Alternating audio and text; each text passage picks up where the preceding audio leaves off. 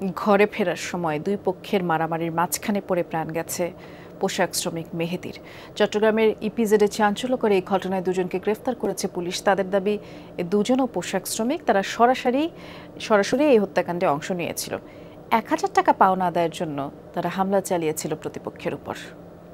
এলো বেক্সিমকো বন্ড 15% মুনাফায় সর্বোচ্চ হারে সবার উপরে। চট্টগ্রাম ইপিজেডের আকমল আলী রোডে বৃহস্পতিবার রাতে ছুরিকাঘাতে মেহেদী হাসান নামে এক পোশাক শ্রমিককে হত্যাকাণ্ডের ঘটনার চিত্র ধরা পড়ে সিসি ক্যামেরায়। ঘটনার পর মাঠে নামে পুলিশ। আকমল আলী রোড ও খেজুরতলা এলাকায় অভিযান চালিয়ে গ্রেফতার করে সাদিকুর রহমান ও হাফিজুল ইসলাম নামে দুজনকে।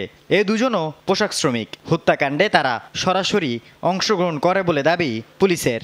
আমরা সব দিকে আমাদের সোর্স নিযুক্ত করেছিলাম এবং আমরা 24 ঘন্টার মধ্যে আমাদের যে প্রাইম দুজন সাসপেক্ট রমজান এবং সাদিক, রমজানকে আজকে সকালে অ্যারেস্ট করা হয়েছে এবং সাদিককে গতকালকে। এদের দুজনকে জিজ্ঞাসাবাদে আমরা প্রকৃত ঘটনার সাথে কারা জড়িত আমরা সম্পূর্ণ তথ্য তাদের কাছে পাবো বলে আমরা আশা করছি।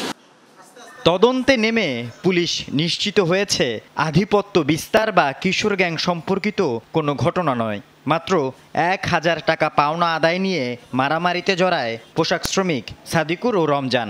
রিকশা নিয়ে বাসায় ফেরার পথে মারামারির মধ্যে পড়ে যায় পথচারী মেহেদী হাসান। ছুরিকাঘাতে ঘটনাস্থলেই মৃত্যু হয় তার।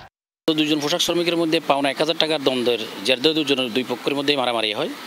উক্ত মারামারির ঘটনায় অন্য একজন পোশাক শ্রমিক এখানে বলির শিকার হয়। মূলত এটা কোনো কিশোর গ্যাংয়ের ঘটনা নয়।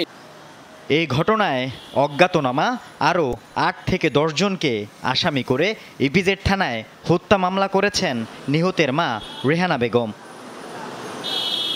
আল আমিন শিকদার, যমুনা নিউজ, চট্টগ্রাম।